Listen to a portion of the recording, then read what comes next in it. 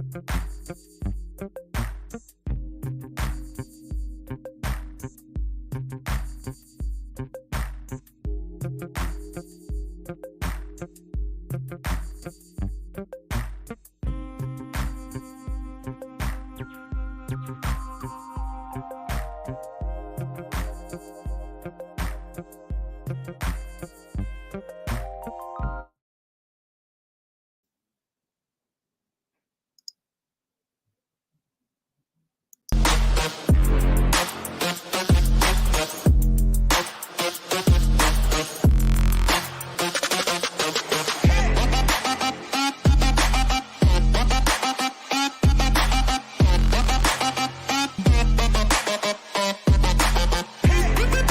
a trip around the curve. The TCM Classic Film Festival announced that it is returning to the newly restored Egyptian Theater for the 2024 festival.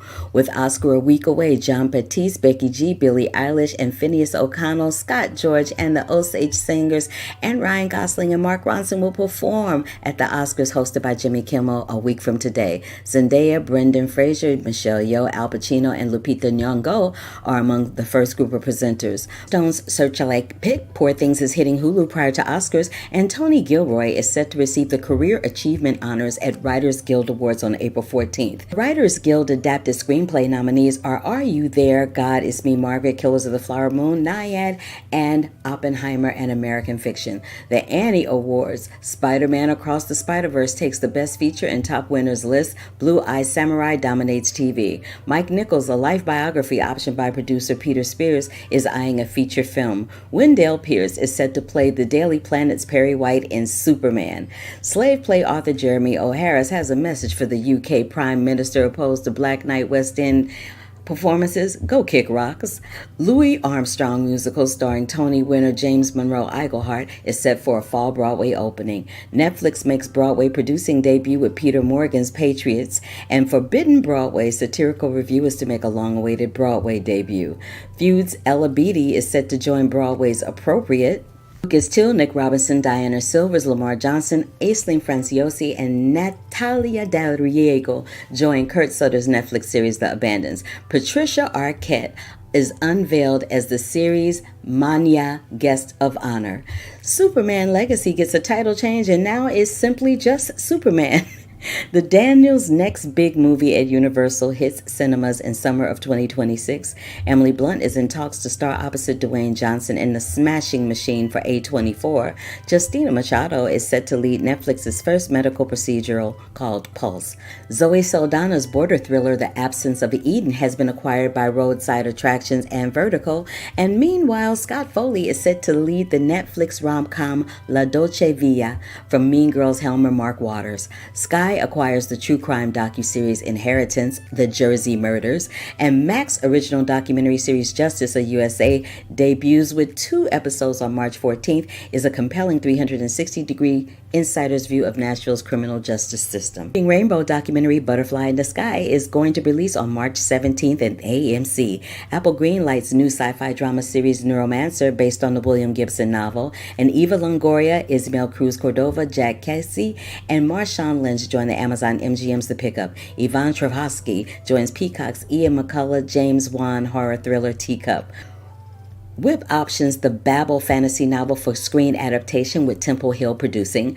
Paramount says release plan for Robbie Williams' musical film Better Man by Michael Gracie. Donovan's spinoff The Donovans is set at Paramount with Guy Ritchie set to direct. David Dastmalchian joins Alexander Skarsgård in the Apple sci-fi series Murderbot. Barack Obama, J. Cole, and Steph Curry are to feature in a documentary about the Basketball Africa League. Ali Carvalho is set to definitely return to Disney sequel Moana 2. Al Pacino, Jessica Chastain are set to star in Lear Rex, a new Shakespeare adaptation written and directed by Bernard Rose. Ted Lasso's Sarah Niles joins Brad Pitt in Apple's F1 movie. Desperate Housewives Eva Longoria and Eugene Levy are joining the cast of Only Murders in the Building for season 4 as recurring characters. Jude Law's Riff Raff strikes a TV development deal with Newen Studios. Good Burger 2 is coming to Blu-ray and DVD on March 26 and is already available digitally. Benito Skinner's Overcompensating lands a series order at Prime Video, and also on Prime Video, Grey's Anatomy star Jesse Williams is set to lead and produce the Italian series Costiera. Paramount Plus greenlights UK thriller set in a world where men live under strict nightly curfew, and Bad Boys 4 moves in on The Crow during early June. Naomi Watts and Bill Murray are set to top-line a dramedy The Friend from Scott McGee, and David Siegel, Constance Wu, and Dowd are among the others set to star. Chrissy Metz joins The Bank of Dave, the sequel, and Where the Crawdads Sing star Taylor John Smith is attached to the memoir What's Left of Us from the fighter duo. Luis Geraldo Mendez is set to direct and star in boy band comeback movie Techno Boys for Netflix, and Julia Stiles wraps on her directorial debut, Wish You Were Here. Netflix snags the adult thriller spec from Michael Wereweed, Jason Bateman, Michael Costigan are aboard to produce for Aggregate Films. Blumhouse and Platinum Dunes reunite on thriller Drop with White Lotus breakout Megan Fahey starring. Fox orders a presentation for the Kumars revival and script from working mom duo in international content strategy expansion to comedy. Amazon MGM Studios dates Sundance acquisition My Old Ass for late summer, and Tom Cruise is set to star in Alejandro Iñárritu's next film at Warner Brothers and Legendary. Olivia Munn joins John Hamm in Your Friends and Neighbors for the Apple series, and Hayden Panettiere leads the thriller Amber Alert for Lionsgate.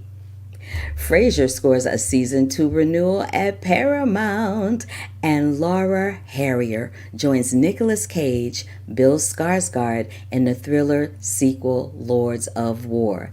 Daniel Levy joins Legendary's Animal Friends, and talk show host Wendy Williams has been diagnosed with aphasia and dementia, the same disease that caught Bruce Willis. Ballerina dances into summer 2025 as The Crow swoops into John Wick spinoff June 2024 date. Julia Fox joins Universal and Monkey Paw's psychological horror pick, Goat. Nat Geo buys Sugarcane documentary out of Sundance, and Natasha Lyonne and Simon Baker join 3,000 Pictures' Clara and the Sun adaptation. Jillian Bell, Will Forte, Damon Wayans Jr., and Brianne Howie join Amy Schumer's Netflix comedy Kinda Pregnant. David Katzenberger is set to direct Ferris Bueller's spinoff Sam and Victor's Day Off. White Lotus star Will Sharp will play musical genius Mozart for Sky. And Migration flies onto digital 4K Ultra HD Blu-ray right now. Sam Mendes, Sony, and Apple Corps set 4 Beatles theatrical movies on Paul McCartney, John Lennon, George Harrison, and Ringo Starr. Jonathan Van Tulleken is set to direct as Amazon series Blade Runner 2099. Margot Robbie's first post-Barbie movie, A Big Bold Beautiful Journey, sells to Sony, and Lena Dunham, Stephen Fry, Julia Von Hines finished making Holocaust comedy drama Treasure is set for early after October 7th. Toni Collette signs up to mentor emerging Middle East talent as a master at the Doha Film Institute, and Zosha Mamet joins Ann Dowd in the exchange horror thriller The Undertaker's Children. Ram Schneider and Gabriel Iglesias are voicing the caveman comedy Rock Bottom, and Sam Rockwell, Haley Lou Richardson, Michael Pena, and more are set to star in Good Luck, Have Fun, Don't Die. Gianna Scott options the rights to Matt Yuki's Children of the Jungle, and Sean Levy has been named CinemaCon Director of the Year. Ridley Scott is set to direct Paramount's Bee Gees movie from GK Films, and Nicholas Pinnock joins Amanda Seyfried in Peacock Limited series Long Bright River.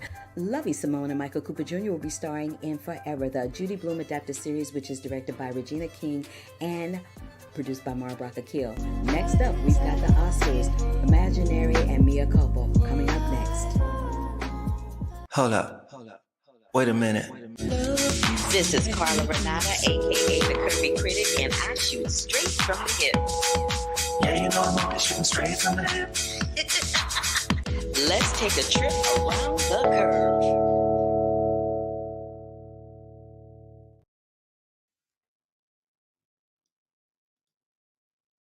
Hi, Hi, everybody. Happy Sunday, honey. Ooh, your girl has been busy. But welcome to another episode of the Curvy Film Critic with Carla Renata. I am Carla Renata, your host. I'm here every Sunday, usually at 5 o'clock. I'm a little late today because your girl was out and about doing some things.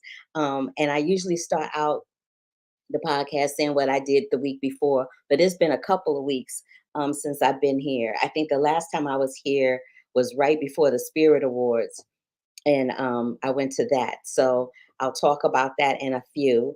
But if this is your first time joining me, click the bell for notifications. If you are on the YouTube, give me a big thumbs up to let me know you're here. Because, honey, otherwise, I don't know that you paid a sister a visit. I'm just saying.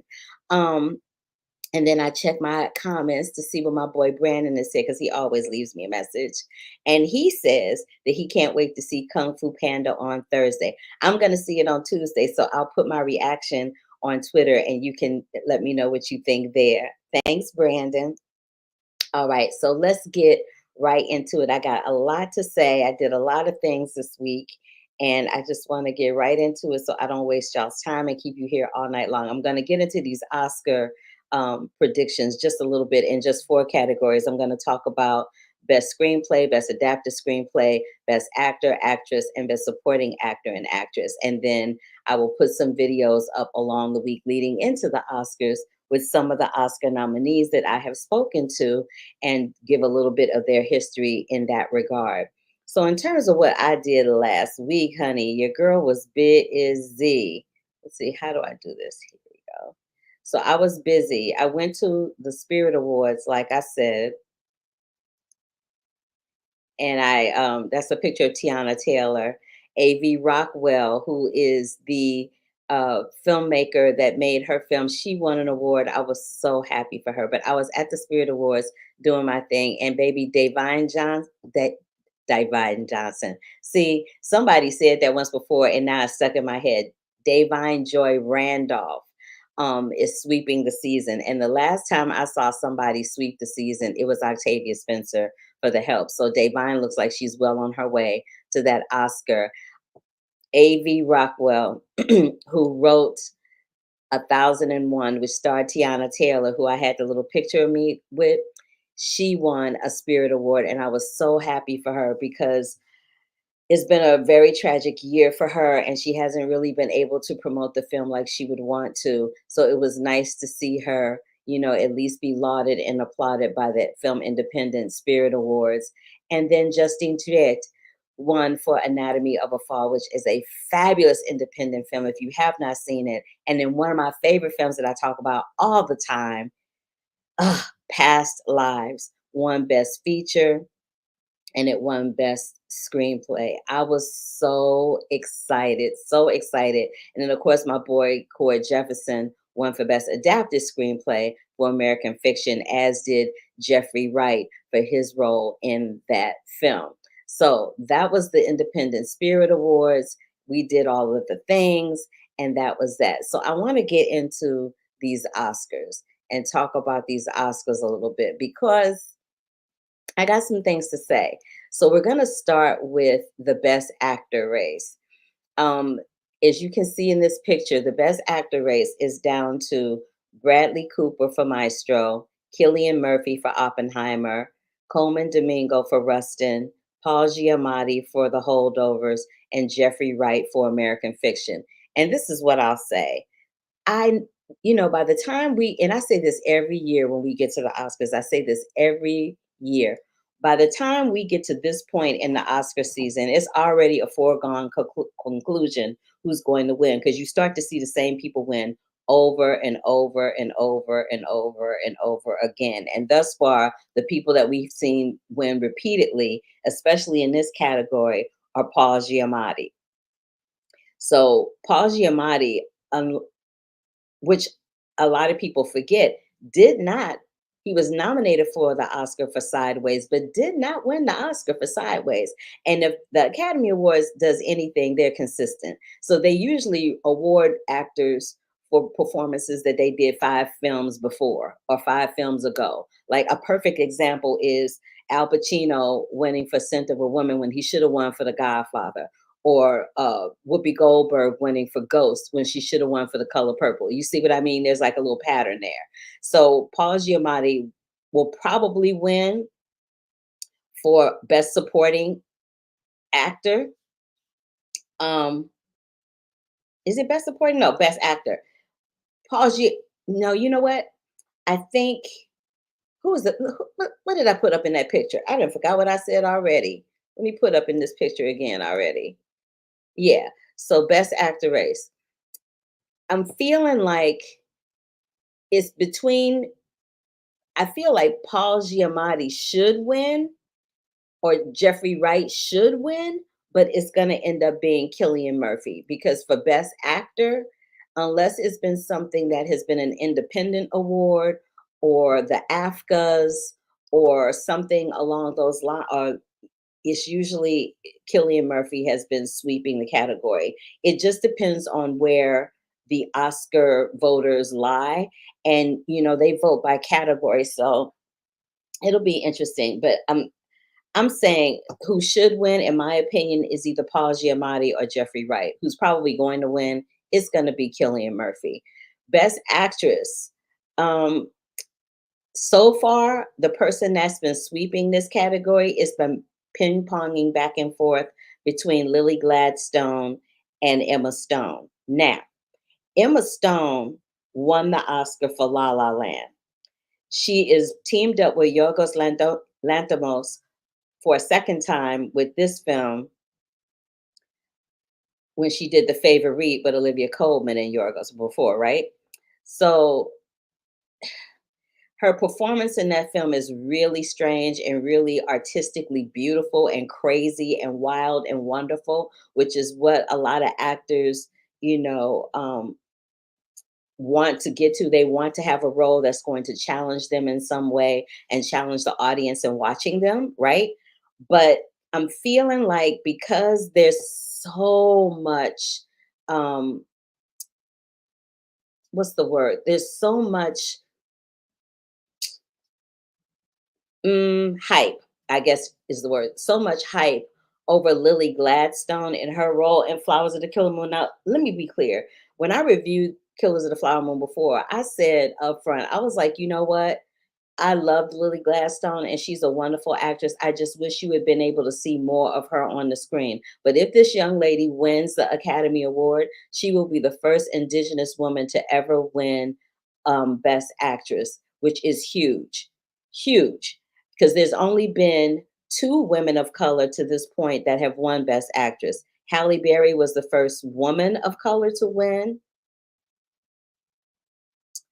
And Michelle Yeoh was the first Asian Islander Pacific woman to win. If Lily Gladstone wins, she will be the third person of color to win that award in the 96 years of the motion pictures. Let that sink in. The Academy Awards has been going on for 96 years.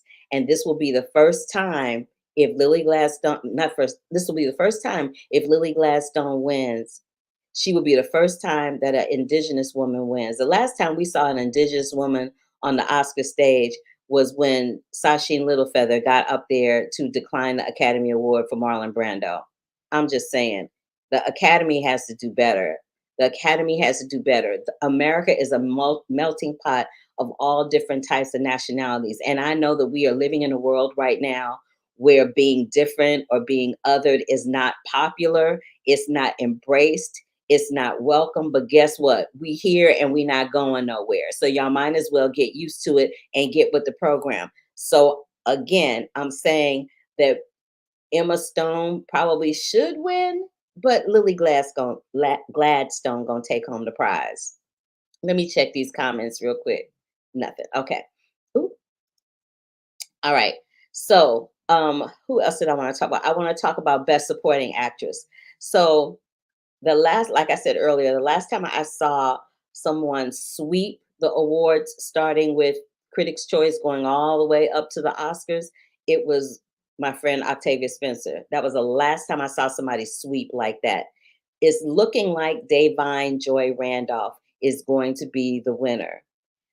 I love Da'Vine. I think her work is exceptional.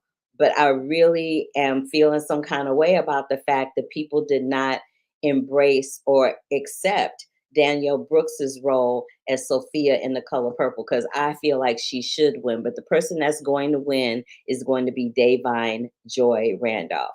I don't know what happened with Danielle Brooks in this race. I don't know why that role and that performance did not resonate with people, but she was fantabulous. And if you haven't seen The Color Purple, please see it. She will make you forget who Oprah Winfrey was in that movie. Straight up, no pun intended. The best supporting actor race is so hard because there's so many good actors in that particular category. We got Sterling K. Brown, we got Robert Downey Jr. We have so many good actors in that category. But again, just like Davine Joy Randolph, Robert Downey Jr. has been sweeping this category for his role in Oppenheimer. And Oppenheimer is probably going to win really big on Oscar night, which is a week from today. He is probably going to win big on Oscar night. And I think the last time Robert Downey Jr. was lauded and applauded this large was when he played the lead role in the film Chaplin, which he was fabulous in. I'm still mad that he didn't win the Oscar for Chaplin, but I digress. So that's Best Supporting Actor. And I've talked about Best Actor, Actress, Best Supporting Actor, Best Supporting Actress, and now I'm going to save adapted screenplay and adapted screenplay and screenplay for a little later on in the show. But right now, I want to get into this film Outlaw Posse. So, Outlaw Posse is a film that is written, produced, and directed by Mario Van Peebles, and is dedicated to his dad, Melvin Bad Peebles, the original badass, as he likes to say. And this film takes place in 1908. It's like a spaghetti western comedy, and Chief, who's played by Mario Van Peebles, returns for after years of hiding in Mexico to claim stolen reparations of gold of the hidden in the hills of Montadon. That's it, Montadon. But it is chased by Angel, whose rationale to the gold leaves a trail of dead bodies. Now, this young man in the film, in that photograph with him, is Mario Van Peebles' son. He cast his son, and I just want to read this statement from him, which will give you the best review of this film I could ever give. Mario says America's racocracy seems to be making an ugly comeback with teacher censorship, legislative obstruction, voting rights under renewed attack. Of course, during the turn of the century, women of any color were not allowed to vote, and men of color could be jailed and their homes burned just for exercising their right to vote or even own land, as our characters say in Outlaw Posse, when the laws were just unjust. So his son Mandela plays his son in the film, and basically Angel comes to his son and says, "Hey, if you take me to your father, then I won't kill your wife or your kids." Typical Western stuff. It's a little slow. It drags on a little bit. The first part of the film is fire, and the second part of the film, like maybe three-quarters of the film into the end, is really, really intriguing. And there's a lot of lessons about the things in the history of America and of people of color and land that are woven within it. Mario Van Peebles has it's a really good idea, and his intention is very well suited, but I feel like it's just a little slow to get there. But it is in theaters now, and you can check it out. I would say check it out and see how, if you are a film of westerns, if you are a film of Mario Van Peebles, if you are a if you are a fan of his dad, Melvin Van Peebles, you will really be intrigued by this film. All right, Mia Culpa on Netflix. Baby, Mia Culpa has been the conversation all over the internet and everywhere. It is written, produced, and directed by Tyler Perry. Of course it is, for Netflix. It stars Kelly Rowland, formerly of Destiny's Child, and Trevante Rhodes, who starred in the Academy Award winning hit Moonlight.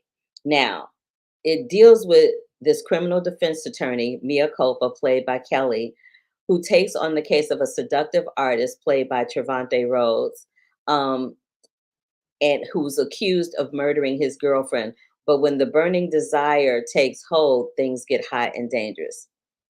Now, this film is crazy because it reminds me of a couple of different films. It reminds me of a film with Diane Lane and Olivia Martinez. I think it was called I think it was called Obsession. I'm gonna look it up. But it was a Diane Lane film back in the early 2000s where she fell in love with a guy that owned a bookstore. She was married to Richard Gere in this movie, and she had an affair with this bookstore guy. When Richard Gere found out about it, he killed the bookstore guy, and they spend the rest of the film trying to cover it up to not get caught. That is not the case in Mia Culpa.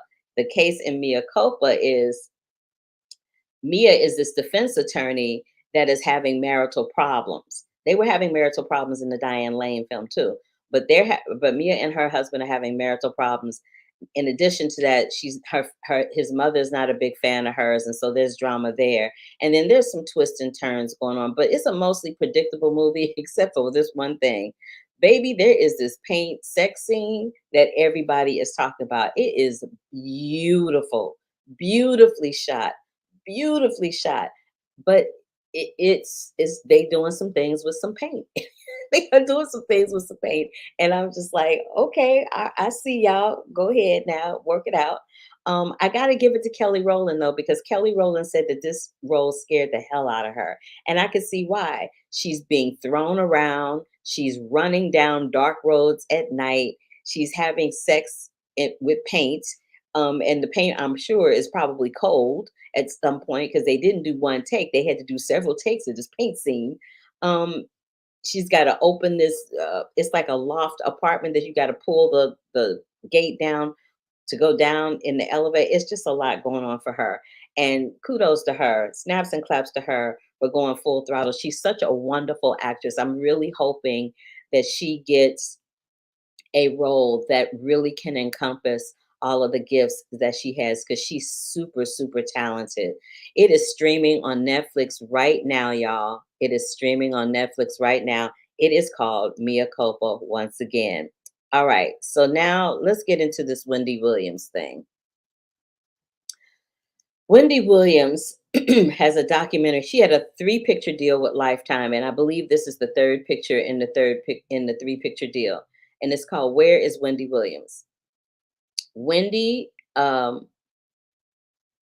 went off the air, as we know, because she was having some issues, and so she went off the air for a minute. She had several people guest hosting for her, including Sherry Shepherd, who eventually took over that time slot.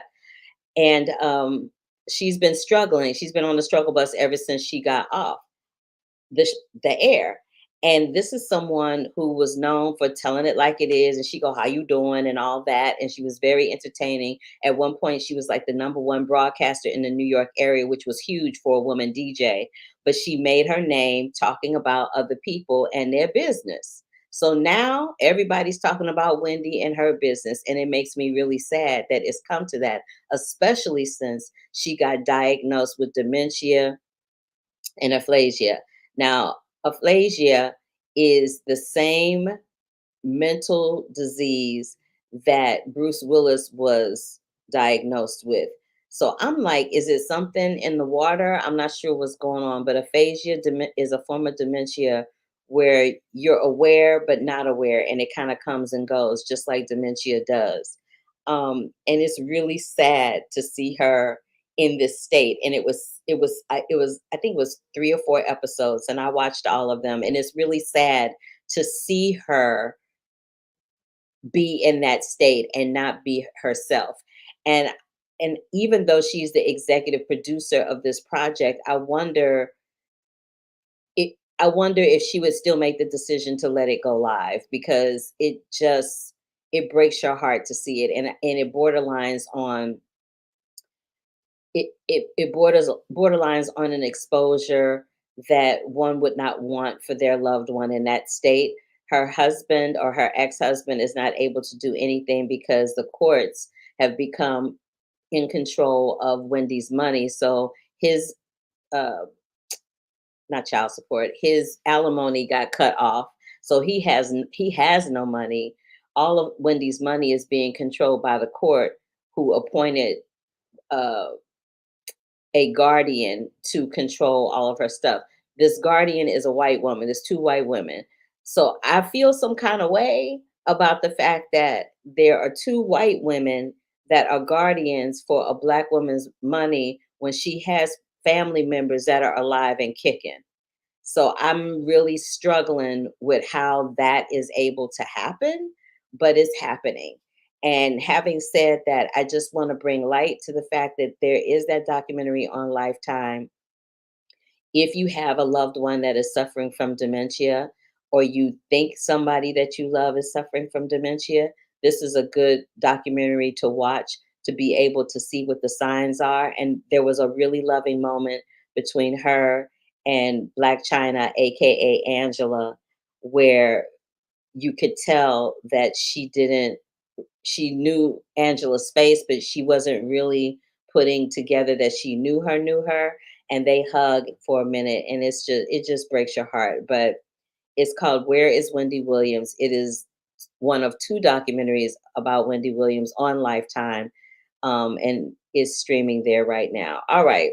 So, having said that, I hate to make this kind of segue, but having said that, I got the fabulous opportunity to sit down with somebody who is legendary in the Broadway music world. Her name is Betty Buckley, and she is the original Grisabella in Cats. She played Norma Desmond in Sunset Boulevard. I mean, the list of roles that she's done on Broadway go on and on and on. She's dubbed the voice of Broadway, like we dubbed Whitney the voice in the recording industry. We've dubbed Miss Betty Buckley the voice of Broadway. She was on a TV series on ABC called Eight is Enough. It was wildly popular in I think the 70s or the 80s. And she's been making a foray into horror films. She's done some films for M. Night Shyamalan. She did Split with him, and she did The Happening with him. And then she's done some other, and she was in Carrie. She was the gym teacher in Carrie. So for those of you that like Stephen King adaptation films, she was the gym teacher in Carrie. She did that role when she was 24 years old. But I'm not going to tell you all about it. I'm going to let her tell you all about it in this interview that I did with her. So take a look and a listen to this fabulously, wonderfully in-depth interview with the legendary Betty Buckley. Hi, Miss Betty. Hi, Carla. Look at you in your fancy room. That's cool. I got fancy for you. Oh, it's nice. It was always fancy, but I got fancy for you. Even fancier. You look great. And thanks for reaching out. It's really nice to see you. Listen, every year you always remember my birthday on Facebook and send me like a little written song thing. And I'm like, Betty Buckley is singing to me in text. I am so excited right now. I'm glad you got that, because I think some people think I can't spell. So I'm like, happy birthday to you. So no, I totally got what it was. Okay. I totally got what it was. Good. But when I was looking around on your IG, your description of yourself, it says actress, singer, teacher, and cowgirl, which I thought was hilarious. So having said that, how do you think this cowgirl would have wrangled off a pissed off imaginary friend in 2024? Oh, that's funny. That's a great question. I don't know. I live on a ranch in West Texas, or I should say North Texas, but it's where the West begins. And so they say. I have horses and dogs and cats and a donkey, but I do have a rather large stuffed animal collection.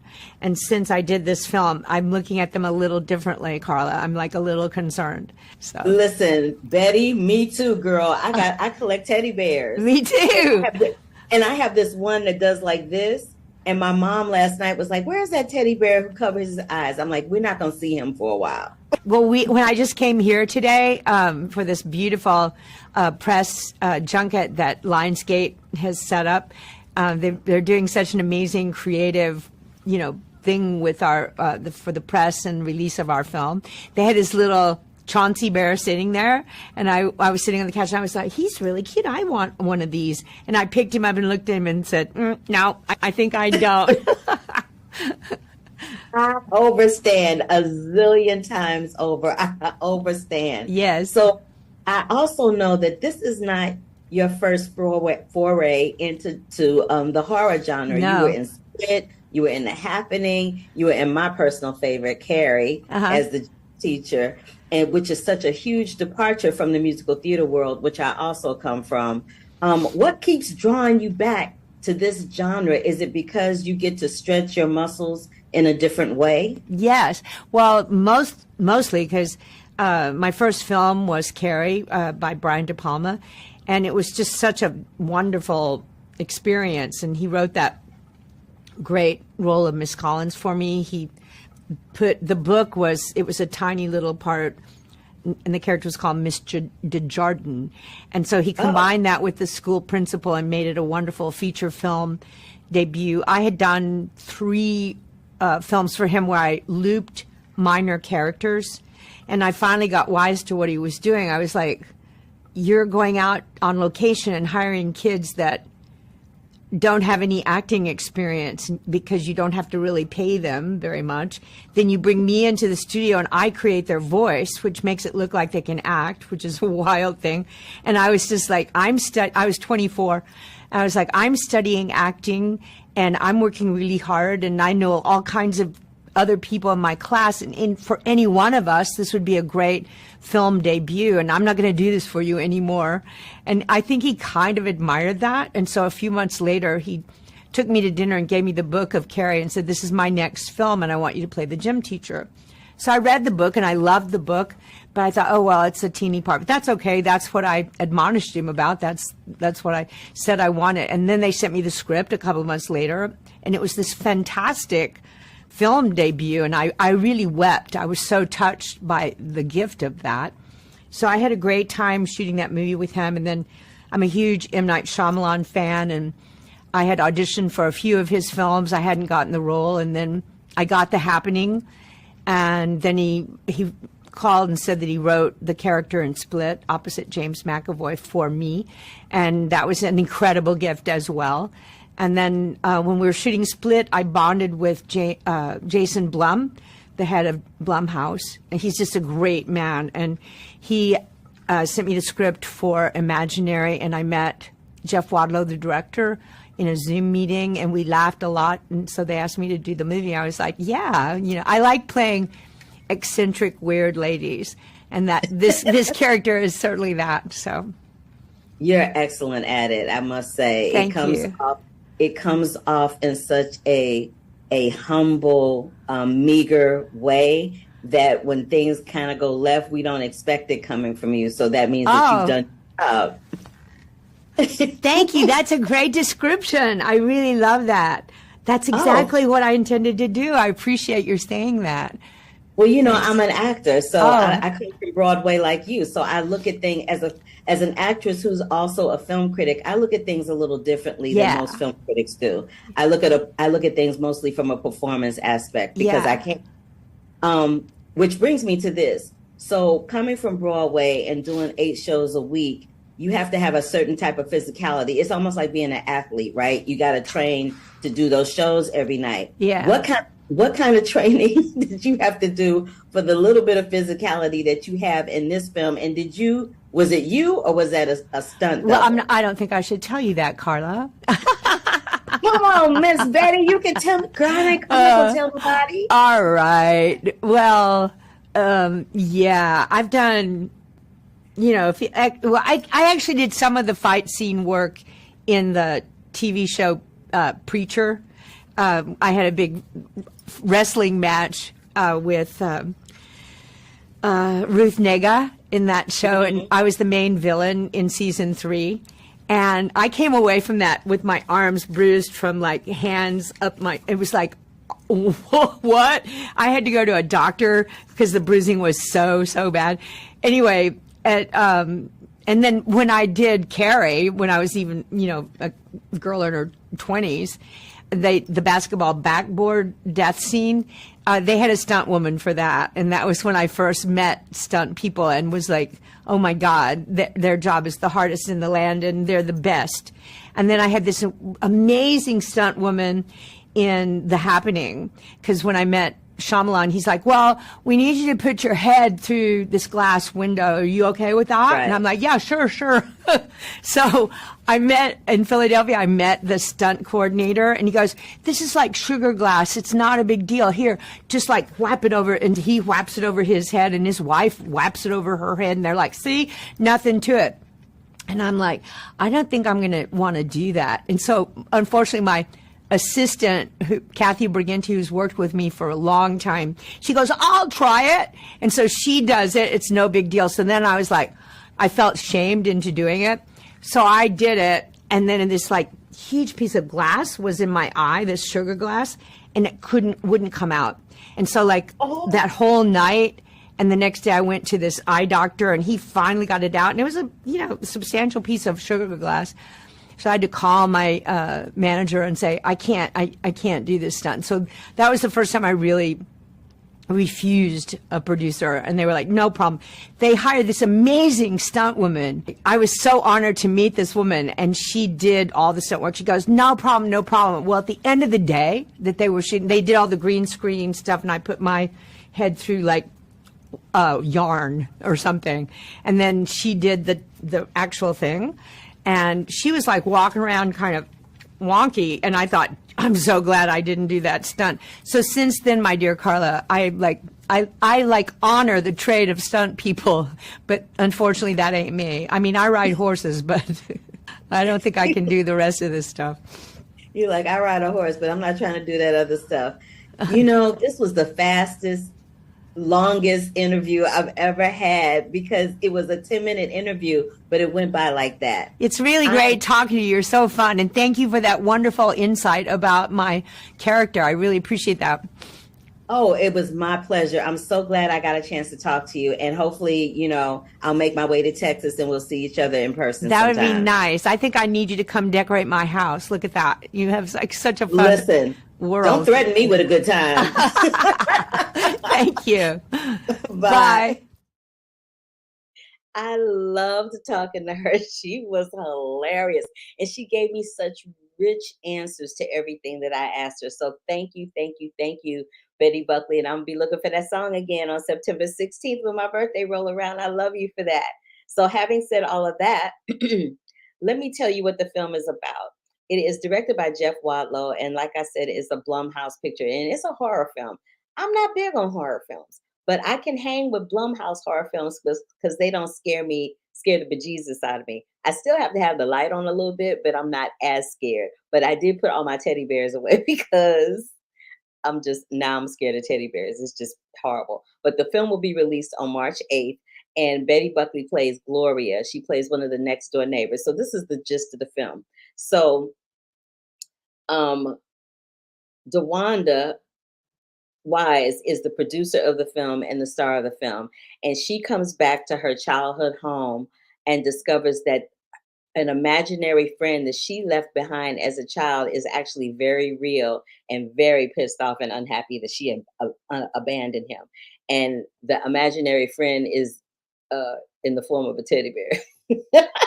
But I think for DeWanda's character, it was something else. This is the thing.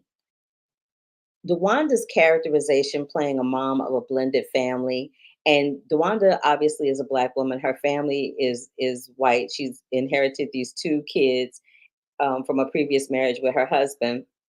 Tegan Burns, who plays the oldest child, Taylor, is such a brat. You just want to snatch a knot in her behind the minute she hits the screen. She's so terrible, terrible, terrible. Matthew Sato plays Liam, the next door neighbor. And I told you Miss Betty plays Gloria.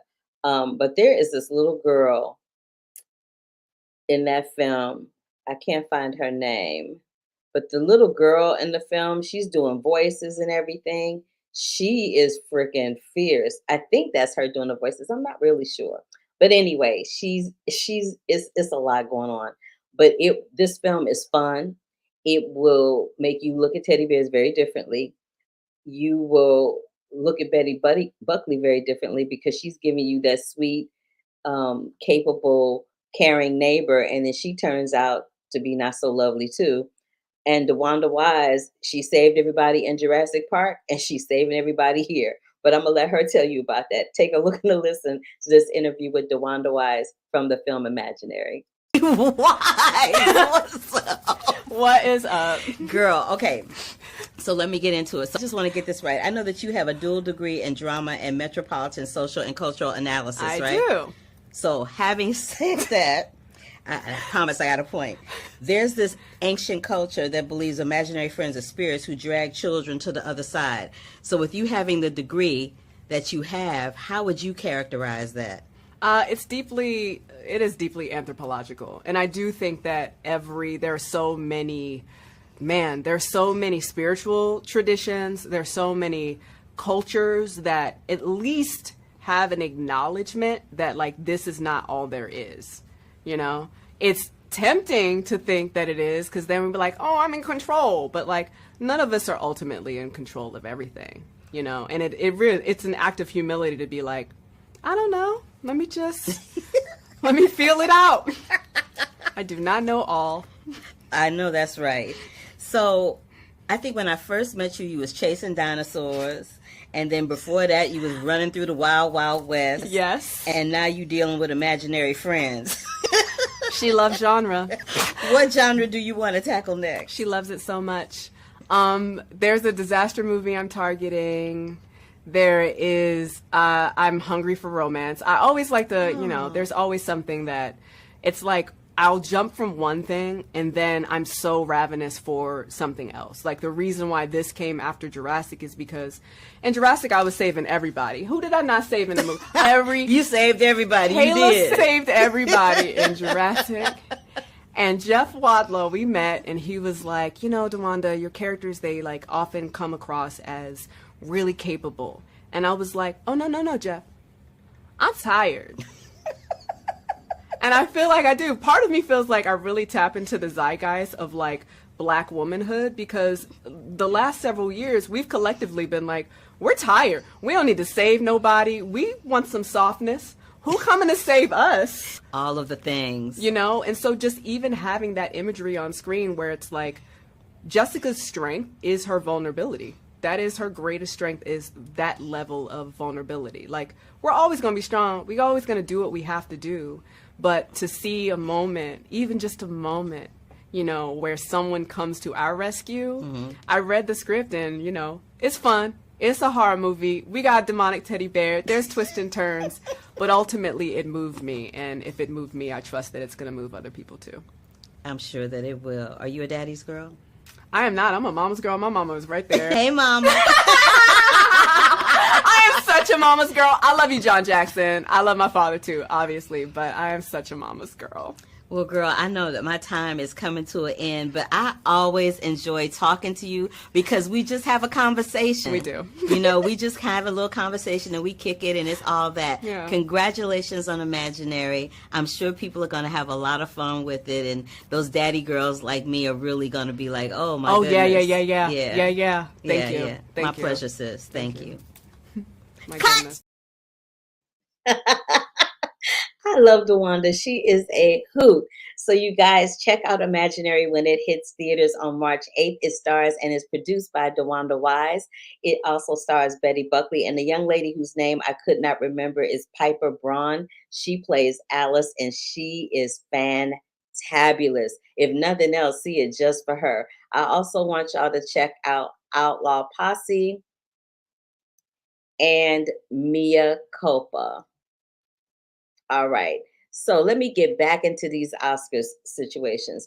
I'm pretty sure that Best Adapted Screenplay is going to go to Corey Jefferson. He should win, and he probably will win.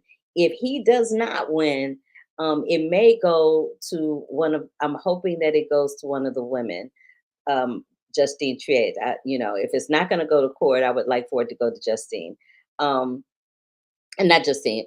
She's not in that category. My bad. I would like for it to go to another person of color in that category, but Corey Jefferson should win, and he will win.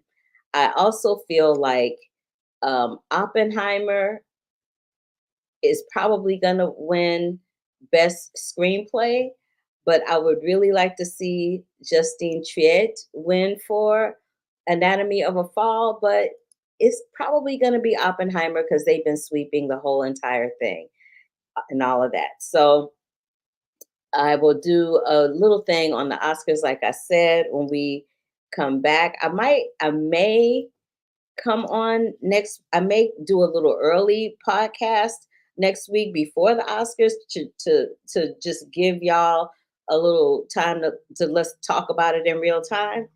But if not, then I'll be back the following week where I will be talking about Shirley that's coming up on Netflix on March 22nd, and some documentaries that are happening at South by Southwest. I'll be talking all about what's going down at South by Southwest. So there's that.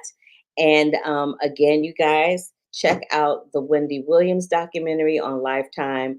Where is Wendy Williams? Outlaw Posse and Mia Culpa on Netflix. All right. So that does it. This was short and sweet and to the point because, right before the Oscars, there's not a whole lot of content and everything is Oscar, Oscar, Oscar. But after the Oscars are over, I'm going to have a couple of people come and join me to talk about movies. I'm going to have, well, I'll tell you who they are once we're actually confirmed. But what I'm going to do is I'm going to have some really big name people come over here and they're going to talk to me about their favorite movies. And we're just going to kick it for about 10 or 15 minutes, in between that Oscar lull and the new award shows the new award season coming up. Because right after the Oscars, we go right back into it. And we start up with South by Southwest, Tribeca, Telluride, Venice, Toronto. And the whole cycle starts all over again. So again, if you have not been here before, give me a big thumbs up to let me know you were here. I know some of you will not see this live, that you will see the taped version, and I appreciate you nonetheless. Thank you for supporting me. Thank you for popping in to say hello. Thank you for all the things. Thank you for the people that tune in via Facebook. Thank you for the people that tune in via LinkedIn.